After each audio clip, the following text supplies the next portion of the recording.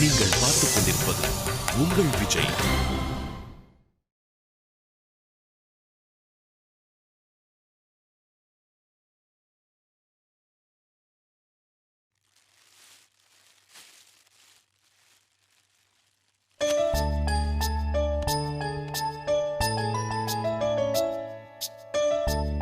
சாப்பிடவா? Hello, உன்னதான். அப்படியா? நீ வேற யாரும் கூப்பிட்ட மாதிரி இருந்துச்சு. ஒருவேளை என் கண்ணுக்கு தெரியாதவங்க உங்க கண்ணுக்கு தெரியறாங்களோன்னு நினைச்சேன். என்ன நக்கலா? ஆமா, இதுல என்ன சந்தேகம்? நான் உன்னோட பேச விரும்பல. நானும் தான் விரும்பல. அதுக்காக என் கடமையை செய்யாம இருக்க முடியாது. ஓ, சமைத்தல், துணி துவைத்தல், இது போல கடமைகள்லாம் நீங்க செய்வீங்க, ஆனா பேச மாட்டீங்க. சமைத்தல் மட்டும்தான், துணி துவைத்தல்லாம் கிடையாது. Correct correct. அது வாஷிங் மிஷின் பண்ணும்ல. இப்ப சாப்பிட வரியா இல்லையா? ஔவையாரே சாப்பிடக்கூடாதுன்னு சொல்லியிருக்காங்க. என்ன உளற? கொடியது கேட்கின் தனிநெடு வேலோய், கொடிது கொடிது வறுமை கொடிது, அதனினும் கொடுமை இளமையில் வறுமை. எதுக்கு தேவையில்லாம உளறிட்டு இருக்க? உனக்கு கேபி சுந்தரம்பாள் மிமிக்கிற வேற கரெக்டா வரவும் இல்ல. வாய்ஸ் கொஞ்சம் முன்ன பின்னதான் இருக்கும். அதுல சொல்ற கண்டென்ட்டை மட்டும் கொஞ்சம் கவனி. என்ன கவனிக்கணும்? ரொம்ப கொடுமைன்னு ஔவையார் ஒரு லிஸ்ட் போடுறாங்க. அந்த லிஸ்ட்லயே ஒரு முக்கியமான மேட்டர் என்னன்னு தெரியுமா? அன்பில்லாத மாந்தர் கையால உணவு உண்பது கொடிது. யாருக்கு அன்பில்ல? எனக்கும் மேல அன்பில்லையா? அப்ப இருக்கா? அப்ப இருந்துச்சு, இப்ப இல்ல. அதான் கோவம் எல்லாம் போயிடுச்சுல. அப்புறம் எதுக்கு அடம் பிடிச்சு கோவம் இருக்கிற மாதிரி நடிக்கிற? மனிதாபிமானத்துக்கும் காதலுக்கும் வித்தியாசம் இருக்கு. கூட இருக்கிறவங்களுக்கு சோறு போடுறதுக்கு மனிதாபிமானமே போதும். காதல்லாம் ஒண்ணும் தேவையில்லை. நீ கூட நல்லா பேசுற ராஜி. இப்ப சாப்பிட வரியா இல்லையா? என் மேல கோவம் எல்லாம் போயிடுச்சுன்னு சொல்லு, நான் சாப்பிட வரேன். அப்போ இன்னும் கோவத்தோட தான் இருக்க. கடைசியா கேக்குறேன், சாப்பிட வரியா இல்லையா? நானும் கடைசியா தான் சொல்றேன். என் மேல கோவம் இல்லைன்னு ஒரு வார்த்தை சொல்லு, நான் சாப்பிட வரேன். சரி விடு, கோவம் இல்லைன்னு சொல்ல வேணாம், ஐ லவ் யூன்னு சொல்லு, அது போதும். சொல்லலைன்னா சாப்பிட வர மாட்டேன். பசிச்சா தானா வந்து சாப்பிட போற. அப்படி இல்லைனாலும் ஒன்னும் கெட்டு போக போறது இல்ல. இந்தியால எத்தனையோ கோடி பேர் ஒருவேளை சாப்பாடு இல்லாம இருக்காங்க. அதுல இன்னொருத்தனும் சேர்ந்துட்டான்னு வச்சுக்கிறேன். இதெல்லாம் சொன்னா பசிச்சு நான் சாப்பிடுவேன்னு நினைச்சியா? எம்டி ஸ்டமக்ல கும்டி அடுப்பு போல எரிஞ்சாலும் எரிவேனே தவிர நீ சமைச்ச சாப்பாடுல ஒரு பருக்க கூட சாப்பிட மாட்டேன். கவரிமான் கேள்விப்பட்டிருப்ப. முதல் தடவை கவரிமான நேர்ல பாக்குற. புலி பசிச்சாலும் புல்ல திங்காது ராஜி. என்ன பாக்குற? இங்க பார், வசந்த பவன்ல இருந்து சாம்பார் சாதமும் சரவணா பவன்ல இருந்து தயிர் சாதமும் பார்சல் கட்டு வாங்கிட்டு வந்திருக்கேன். எவனுக்கு வேணும் வெள்ளை சாதமும் வத்த குழம்போ? போ. எனக்கும் ரைஸ் போர் அடிக்குதுன்னு ஒரு சேஞ்சுக்கு மட்டன் பிரியாணியும் சிக்கன் 65 செஞ்சு வச்சிருக்கேன். கூடவே ஃபிஷ் ஃப்ரையும் எக் எல்லாமும் இருக்கு. வேணும்னா வந்து கொட்டிக்கோ. ஏய், செவ்வாய்க்கிழமை நான்வெஜ் பண்ணக்கூடாதுல? நாள் கிழமைக்கும் நான்வெஜ்ஜுக்கும் எந்த சம்பந்தமும் இல்லைன்னு என் தாத்தா சொல்லியிருக்காரு. யார் உங்க தாத்தா? ஈவே ராமசாமி ஃப்ரம் ஈரோடு. எனக்கேவா? எங்க தாத்தா எல்லாம் வெஜ்ஜு தான் சாப்பிட சொல்லியிருக்காரு. யார் எங்க தாத்தான்னு பாக்குறியா? காந்தி தாத்தா. அவிச்ச கடலையும் ஆட்டுப்பாலையும் குடிக்க சொல்லிருக்காரு. அப்பதான் ஆரோக்கியமா இருக்க முடியுமா? ஓகே, பிரச்சனை உனக்கும் எனக்கு தான். இது சாப்பாட்டுல ஏன் காட்டிக்கிட்டு? நம்ம சாப்பிடுன்ற நம்பிக்கையில அநியாயமா செத்து போன மீனுக்கும் கோழிக்கெல்லாம் யார் நீதி சொல்றது? அதனால சண்டையும் கண்டினியூ பண்றோம், சாப்பாடையும் கண்டினியூ பண்றோம். வந்து எடுத்து வை. GG coffee. என்ன டாடா, ஏதாவது முக்கியமான விஷயமா? காஃபிலாம் எடுத்துட்டு வரீங்க? என்ன ஜிஜி, நம்ம 2 பேரும் சேர்ந்து காஃபி குடிக்க கூடாதா? அதை நான் போட்டு எடுத்துட்டு வரக்கூடாதா? அதுக்கில்ல, ரொம்ப நேரமா மேலே உட்காந்து யோசிச்சுட்டு இருந்தாலு திடீர்னு காஃபி போட்டு எடுத்துட்டு வரீங்கன்னா அதுல ஏதோ விஷயம் இருக்குன்னு தானே அர்த்தம். என்ன விஷயம் சொல்லுங்க டாடா. 2 ஆர்கனைசேஷன்ல சிஇஓ ரோலுக்கு கூப்பிடுறாங்க. டிஸ்கஷன் நல்லா போயிட்டு இருக்கு. ஸோ அவங்க ஒரு நல்ல ஷேர் ஆப்ஷனோட ப்ராஃபிட்டபிலிட்டி லிங்க்டு ஆஃபர் பண்ணியிருக்காங்க. ஒர்க்கும் பயங்கர சேலஞ்சிங்காக இருக்கும். இதுல என்ன சேலஞ்சிங்கான ஒர்க்கா இருக்க போகுது? ஏதாவது ரிப்பேர் ஆன வண்டியை சரி பண்ண சொல்லுவாங்க.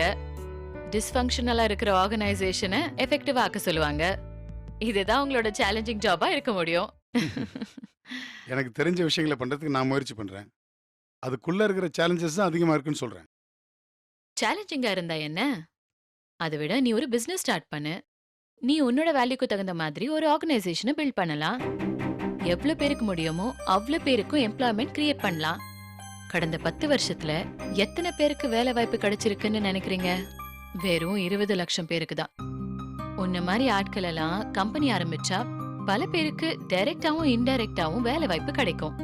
சோ ரொம்ப யோசிக்காம உடனே ஸ்டார்ட் பண்ணிடாடா. பிசினஸ் ஆரம்பிக்கிறதுல இருக்கிற குழப்பம் என்னன்னா, தனியா பண்றதா, யார் கூடயாவது பார்ட்னர்ஷிப்ல பண்றதா, இல்ல தனியா பண்றது ஒரு பாயிண்டே கிடையாது. நம்ம வாழ்க்கை பூரா பேசிக்கிட்டே இருக்கிறது இன்க்ளூசிவ் growthக்கு தானே, எல்லாரும் சேர்ந்து வளரணும்னு தான். அதனால தனியா பண்ணணும்ன்ற பேச்சுக்கு இடமே கிடையாது. அதனால உன்ன மாதிரி ஆட்களோட கூட்டு சேர்ந்து கொஞ்சம் பணம் இன்வெஸ்ட் பண்ணி மீதி தேவைக்கு விசி ஃபண்டிங் போலாமே. பிசி ஃபண்டிங் போறதுல அவங்களோட ரெப்ரசன்டேட்டிவ்ஸ் நம்ம போர்டில் இருப்பாங்க. அவங்களோட தலையீடு ரொம்ப ஜாஸ்தியா இருக்கும். அதுலயும் நெட்டெக் மாதிரி சேர்மன்லாம் வந்து சேர்ந்துட்டாங்கன்னா சொல்லவே வேண்டாம். அதெல்லாம் ஹேண்டில் பண்றது உனக்கு பெரிய விஷயமா? நல்ல போர்ட் கான்ஸ்டிடியூஷனை டிராஃப்ட் பண்ணு. என்னென்ன மாதிரியான செயல்பாடுகளை செய்யலாம்னு நம்ம ஒத்துக்கிறோமோ அந்த மாதிரி நடந்துக்கிட்டா பிரச்சனைகள் அதிகமா வராதுல்ல. ஆமா ஜிஜி, அப்படிதான் செய்யணும். அது மட்டும் இல்ல, இந்த மாதிரியான விஷயங்களுக்காக அலையிறப்ப நான் வீட்டில் இருக்கிற நேரம் ரொம்ப குறைஞ்சிரும். அது மட்டும் இல்ல, நம்மளோட பர்சனல் டைம் 2-3 வருஷத்துக்கு சுத்தமா இல்லாமே போயிடும். நீ போய் பண்ணுதாடா. எதுக்கு இப்படிலாம் யோசிச்சுட்டு இருக்கிற? நீ ஒரு பெரிய ஆளா வரப்போ எனக்கு இவ்வளவு சந்தோஷமா இருக்கும். நீ நம்ம நாட்டுக்காக இவ்ளோ பெரிய விஷயம் பண்றேன்னு யோசிக்கும் போது எனக்கு அதை விட ரொம்ப ரொம்ப சந்தோஷமா இருக்கு. நீ சிஇஓ ஆகுறதை விட இதுலதான் உனக்கு அதிக பொறுப்பு இருக்கு. இதுக்காக நம்ம பர்சனல் டைம் இழந்தோம்னா அதுல ஒன்னும் தப்பில்ல. கல்யாணம் ஆன புதுசுல நீ கேட்டிருந்தீனா பர்சனல் டைம் வேஸ்ட் ஆயிடும்னு அப்போ நான் யோசிச்சிருப்பேன், வேண்டான்னு சொல்லியிருப்பேன். இப்போ நீ தாராளமா பண்ணலாம். ஒரு விஷயத்துல மட்டும் நீ ரொம்ப ரொம்ப தெளிவாரு. யாரெல்லாம் உன் கூட இருக்க போறாங்கன்னு மட்டும் நீ நல்லா யோசிச்சு முடிவு பண்ணு. அதுல 2 ஆப்ஷன்ஸ் இருக்கு. நம்ம காலேஜ் மேட்ஸ் மகேஷும் செந்திலும் ரொம்ப இன்ட்ரெஸ்டா இருக்காங்க. இன்னொன்னு, என்னோட ஃபர்ஸ்ட் கம்பெனில இருந்த பாஸ், அவர் கூட சேர்ந்து பண்ணணும்னு ஒரு யோசனை இருக்கு. நான் இன்னும் அவர்கிட்ட பேசல. அது யார் டாடா? உனக்கு ஞாபகம் இல்லையா? நம்ம கல்யாணத்துக்கு கூட வந்திருந்தாரு மிஸ்டர் பிரசாத், அவர்தான். ஓ ஆமா, எனக்கு ஞாபகம் இருக்கு. Very sweet person. அவர் உன் கேரக்டருக்கு கரெக்டா சிங்க் ஆவாரு. ஆமா, இப்ப அவர் எங்க இருக்காரு? அவர் நெதர்லாண்ட்ஸ்ல ஒரு கம்பெனில ஒர்க் பண்ணிட்டு இருக்காரு. அவர்கிட்டயும் பேசலான்னு இருக்கேன். இது ரொம்ப நல்ல விஷயம். இந்த மாதிரி நீ ஒரு கம்பெனி ஆரம்பிக்கிறது தான் எனக்கு நல்லதா படுது. அதுவும் உன் ஃப்ரெண்ட்ஸ் கூட சேர்ந்து பண்றதுல ஒரு விதமான அட்வான்டேஜஸ் இருக்கு. வேலை செய்யறப்போ ரொம்ப ஃபன்னா இருக்கும். அதே மாதிரி பாஸ் கூட சேர்ந்து செய்யறதும் இன்னொரு விதத்துல நல்ல விஷயம். ஒரு ப்ராப்பர் கைடன்ஸ் கூடவே இருக்கிற மாதிரி ஒரு ஃபீல் இருக்கும்ல. எனக்கு இன்னைக்கு நீ ஒரு முக்கியமான விஷயத்த சொல்லியிருக்க. ஒரு நல்ல வேல்யூல ஒரு கம்பெனி ஆரம்பிக்கணும், பிள்ளைங்களுக்கும் கொஞ்சம் சொத்து சேர்த்து வைக்கணும் அப்படின்றதுக்காக பிசினஸ் பண்ணணும்னு நினைச்சேன். ஆனா நீ சொந்தமா தொழில் பண்றதுக்கு பின்னாடி இவ்வளவு பெரிய சமூக நோக்கம் இருக்குன்னு எனக்கு புரிய வச்சிருக்கேன். நிறைய பேர் கம்பெனி ஆரம்பிக்கணும்னா குடும்பத்துல உள்ளவங்களுக்கு சேர்ந்து பண்ணணும்னு நினைப்பாங்க. ஆனா நீ பேசினப்ப அந்த மாதிரி எந்த விஷயத்தையுமே கொண்டு வராம, உன் ரோல் என்ன, உனக்கு என்ன ஷேர் அப்படின்றத பத்தி எதுவுமே பேசாம இந்த பிசினஸ ஒரு தனிப்பட்ட விஷயமா பாக்குறதுக்கு ஹெல்ப் பண்ணிருக்க. கம் ஆன் டாடா, ரொம்ப ஓவரா ஐஸ் வைக்காத. போய் அடுத்து என்ன பண்ணலான்னு யோசி. கடைசியா ஒரே ஒரு விஷயத்த மாத்திரம் சொல்லிக்கிறேன். எதுவா இருந்தாலும் கரெக்டா பட்ஜெட் பண்ணி பிளான் பண்ணி செலவு பண்ணு. பட்ஜெட் பிளான் எல்லாமே செலவு பண்ணாத. அத நான் உனக்கு சொல்லி தரணும்னு அவசியம் இல்ல. ஏதோ சொல்லணும்னு தோணுச்சு, அதான் சொன்னேன்.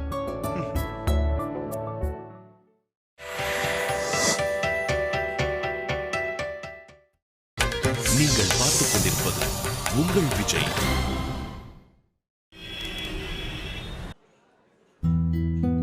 கார்த்திக், உனக்கு என்ன சொல்லட்டும்? ஏதாவது சொல்லு. அண்ணே, ஒரு தயிர் சாதம். சரிம்மா. எனக்கு தயிர் சாதம் வேணாம். அண்ணே, ஒரு ஃப்ரைட் ரைஸ் கொடுங்க. சரிம்மா. ஃப்ரைட் ரைஸ் இங்கே கேவலமாக இருக்கும். நீ தானே ஏதாவது சொல்லுன்னு சொன்ன. ஏதாவதுன்னா தோசைலாம் சொல்ல மாட்டியா? தோசை வேணும்னு நீயே சொல்லலாம்ல. சரிப்பா, நீ டென்ஷன் ஆகாத. ஏன் ராஜி, வீட்ல எதுவும் சமைக்கலையா? இல்ல. ஏன்? ப்ரொஜெக்டர் காணாம போச்சுல்ல, அந்த துக்கத்துல நாங்கெல்லாம் பங்கெடுத்துக்கிறோம். ஏங்க, ஏற்கனவே அவன் வெறுப்புல இருக்கான், நீங்க வேற அவனை எக்ஸ்ட்ரா வெறுப்பேத்துறீங்க. சும்மா ஃபீல் பண்ணிட்டே இருந்தா போன ப்ரொஜெக்டர் வரவா போகுது? பாத்துக்கலாம் விடு கார்த்திக், என்ன நடக்குதுன்னு. கரெக்டா சொன்ன லட்சுமி. ஃப்ரீயா விடு மச்சான், பாத்துக்கலாம். 6 லட்சம் ரூபாடா.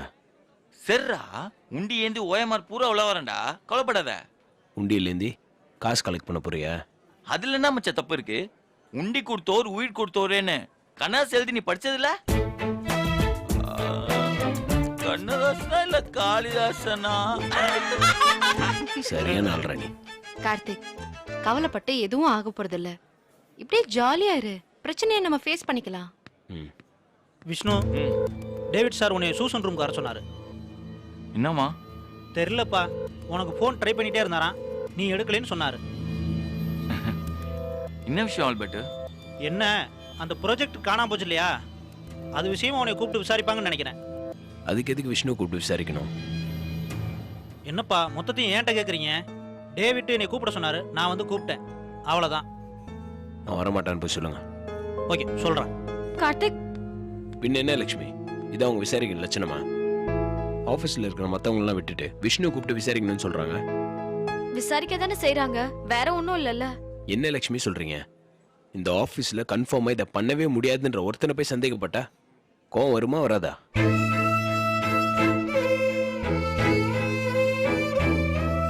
டே மச்சான், நீ ஒன்றும் ஃபீல் பண்ணாத. இல்லடா, இந்த டேவிட் கிடக்குறான்டா, வெறும் பையன். அவன் அதை நீ தான் எடுத்தேன்னு சொன்னா கூட நான் நம்ப மாட்டேன்.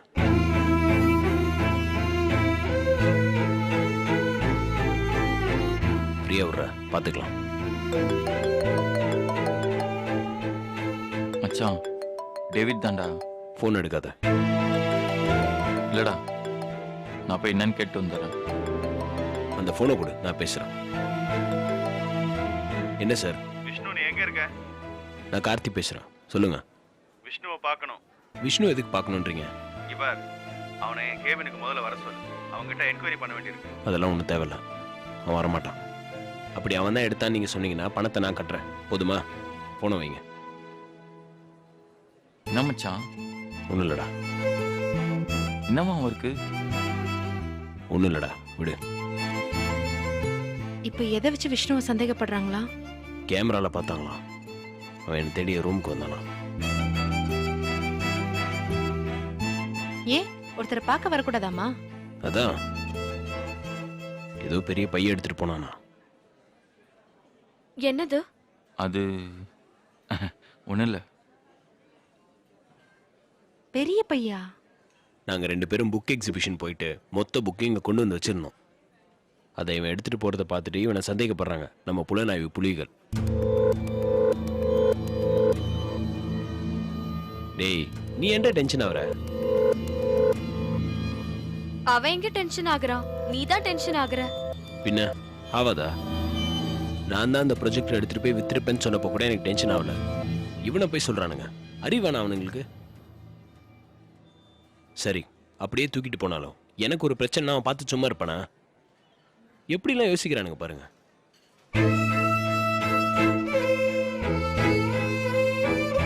டேய், நீ எதுக்கு இப்போ ஃபீல் ஆகுற? இல்லடா, அது வந்து இங்கே பாரு, அவன் சொன்னான் இவன் சொன்னான்னு ஃபீல் பண்ண ஆரம்பிச்சான்னு வச்சுக்கோ, அவ்வளோதான்.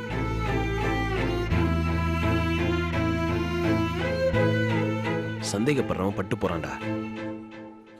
எனக்கு தெரியும் என் ஃப்ரெண்டை பத்தி. விஷ்ணு, ஏய்,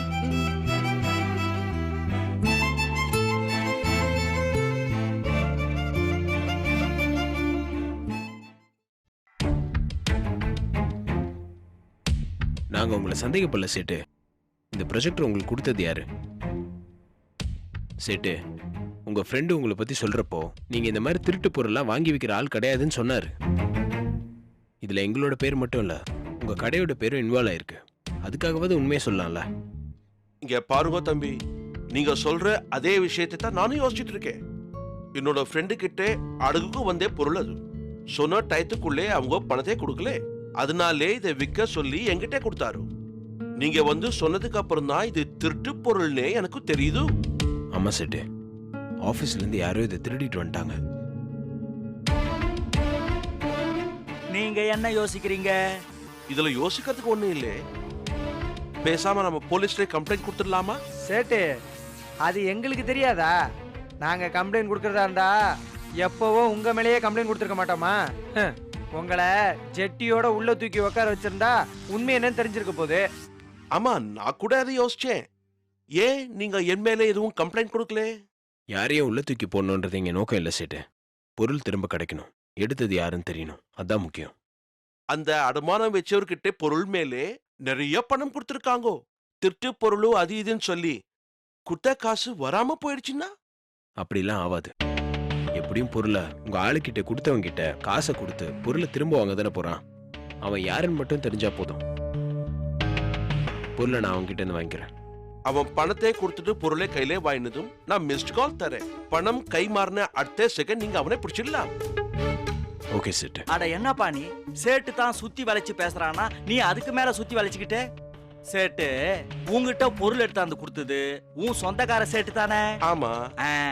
அந்த சொந்தக்கார சேட்டுக்கு போன் பண்ணி அவர்கிட்ட இந்த பொருளை அடமானம் வச்சது யாருன்னு கேட்டு சொல்லு. அதெல்லாம் சொல்ல மாட்டாங்க சார். சொல்ல மாட்டானா? டேய் என்னடா சொல்ற நீ? என்ன சேட்டு சொல்ற? அது தொழிலு ரகசியம். யாரு அடமானம் வைக்கிறாங்கோ, யாருக்கு நாம கடன் கொடுக்கிறோம், இதெல்லாம் நாங்க வெளியே சொல்றது இல்லை. எங்க கிட்ட இந்த பொருளே கொடுத்தவர் பேர் கூட உங்ககிட்ட சொல்லக்கூடாது. சரி ஓகே. அப்போ ஒருத்தன் உங்ககிட்ட இந்த 10 லட்சம் ரூபாய் வாங்கிட்டு கம்பியை நீட்டினா அப்ப அவன் பேரை சொல்லுவல, அதுக்கு பேர் மட்டும் தொழில் தர்மம் இல்லையா? தொழில் தர்மங்கிறதே வாங்கினவனுக்கும் இருக்கணும் இல்லே. பணத்தை வாங்கிட்டு ஓடி போனா நேர்மை இல்லைன்னு தானே அர்த்தம். அப்போ அவன் பேரை வெளியே சொல்லலாம். இங்க பாரு சேட்டு, ஒழுங்கா குழப்பாம இந்த பிரச்சனைக்கு நீ என்ன வழின்றத சொல்லு. ஒண்ணு பண்ணலாம். எங்க ஆளுக்கு போன் பண்ணி அவர் யாருக்கிட்ட இருந்து இந்த பொருளை வாங்கினாரோ அவனை நேரே நம்ம கடைக்கு வர சொல்லி பொருளை மீட்டுக்க சொல்லலாம். அவன் காசு கொடுத்து பொருளை மீட்டதுக்கு அப்புறம் அவனை நீங்க என்ன வேணா பண்ணிக்கோங்க.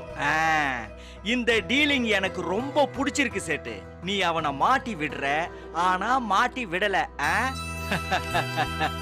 எல்லாத்துக்கும் ஒரு எத்திக்ஸ் வேணும் இல்ல? அதெல்லாம் ஒண்ணும் இல்ல மாமா. சேட்டு சும்மா எத்திக்ஸ் எக்கனாமிக்ஸ்னு காதுல பூ சுத்துறான். அவனுக்கு அவன் பணம் வரணும். பணம் வந்ததுக்கு அப்புறம் நீங்க எக்கேடாவது கெட்டு போங்கன்றான் சேட்டு. நீங்க எப்படி வேணா வச்சுக்கோங்க. ஆனா நான் எங்க ஆளுக்கு போன் பண்ணி சம்பந்தப்பட்டவனே நேரே இங்க வர சொல்றேன். அவன் பொருளை மீட்டதுக்கு அப்புறம் அவங்கிட்டே பேசிக்கோங்க. இப்ப எனக்கு வேலையா இருக்குது.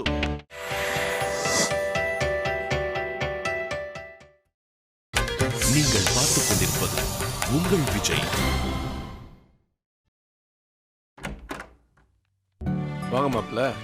வாங்க மாமா. எப்போ வந்தீங்க? இப்பதான் மாப்பிள்ள வந்தேன். என்ன திடீர்னு? ஃபோன் பண்ணியிருந்தேனே, ராஜ் சொல்லி அவங்ககிட்ட. இல்லையே மாமா. எல்லாம் சொன்னேன்பா, அவர்தான் மறந்துட்டாரு. எப்போ சொன்ன? நான் சொன்னேன், நீங்க மறந்துட்டீங்க. நான் என்ன பண்றது? ராஜுமா, மாப்பிள்ளைக்கு காப்பி கொண்டா. அவர் காஃபி எல்லாம் குடிக்கிறத நிப்பாட்டிட்டாருப்பா. ஓ அப்படியே மாப்பிள்ள? ஆமா மாமா, நான் காஃபி குடிக்கிறது விட்டுட்டேன். பட் இருந்தாலும் நீங்க சொல்றீங்கல்ல, ராஜி நீ போய் ஒரு காஃபி எடுத்துட்டு வா. சேச்சே, என்ன மாப்பிள்ள நீங்க டீ காபி குடிக்காம இருக்கிறது நல்ல பழக்கம் தான். அதெல்லாம் எனக்காக மாத்திக்க வேணாம், அது நல்லதுதான். ராஜிமா, நீ ஏதோ கடைக்கு போகணும்னு சொன்னியே. அப்பா, உங்க மாப்பிள்ளை கிட்ட நீங்க தனியா பேசணும்னா நான் தள்ளி போய்க்கிறேன். அதுக்காக என்ன நீங்க கடைக்கெல்லாம் அனுப்ப வேணாம். மாப்பிள்ள, ராஜி ரொம்ப தெளிவு. அவளை யாராலையும் லேஸ்ல ஏமாத்த முடியாது. அப்பா, எனக்கு கிச்சன்ல நிறைய வேலை இருக்கு. நான் போறேன், நீங்க தாராளமா பேசிக்கங்க. சரிம்மா. மாப்பிள்ள, சொல்லுங்க மாமா.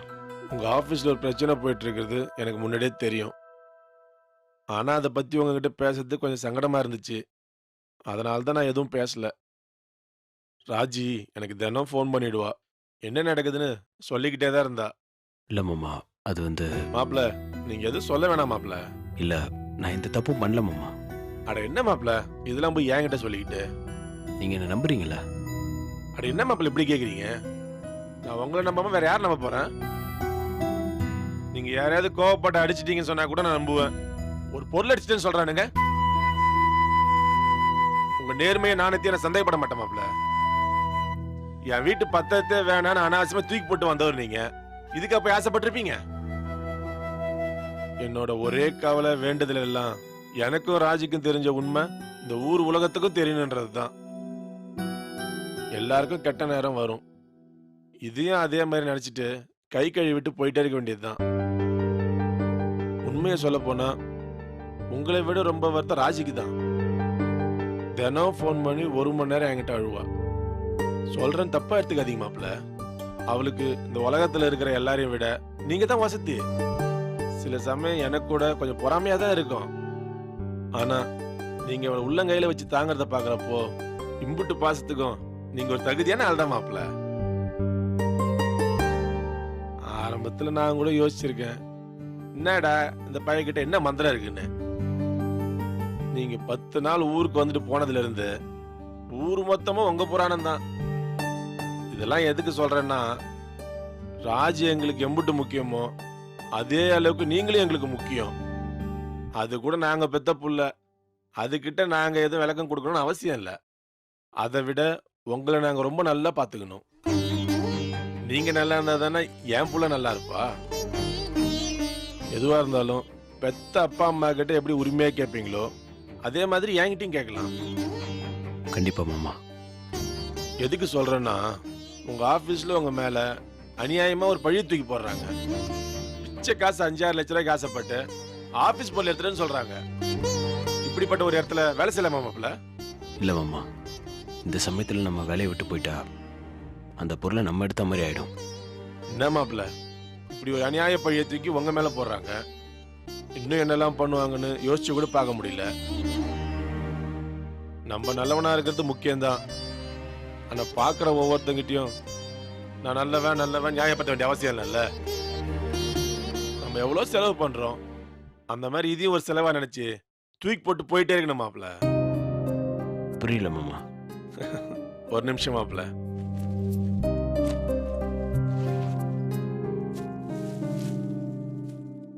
இந்தாங்க. என்ன மாமா அது? சும்மா புடிங்க சொல்றேன். இதுல 6 லட்சம் பணம் இருக்கு. இதை தூக்கி அவங்க மூஞ்சில அடிங்க. ஐயோ வேணாம் மாமா, பிடிங்க. இருங்க, நான் எதுக்கு சொல்றேன்னா, நிஜமாவே காணாம போயிருந்தா அந்த பொருளை நம்ம தேடலாம். உங்க மேல பழிய போடணும்னு எடுத்து ஒளிச்சு வச்சிருக்காங்கன்னா அந்த பொருளை தேடி எடுக்க முடியாது மாப்பிள்ள. இதை விட வேற ஏதாவது பெருசா அசிங்கப்படுத்திட்டாங்கன்னா ரொம்ப கஷ்டம் மாப்பிள்ள.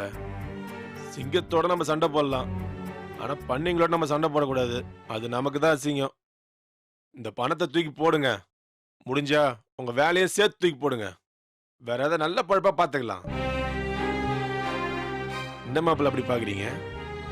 தயவு செஞ்சு நன்றிலாம் சொல்லி என்னை 3வது மனுஷன் ஆக்கிடாதீங்க. இது என் கடமை, என்னை செய்ய விடுங்க. அப்புறம் மாப்பிள்ள, இந்த பண விஷயமா நான் ராஜிக்கிட்ட எதுவும் சொல்லல. நீங்களும் எதுவும் சொல்லிக்காதீங்க. இது நமக்குள்ளே இருக்கட்டும். அப்ப நான் குளிச்சுட்டு வந்துடுறேன். சரிங்க மாமா.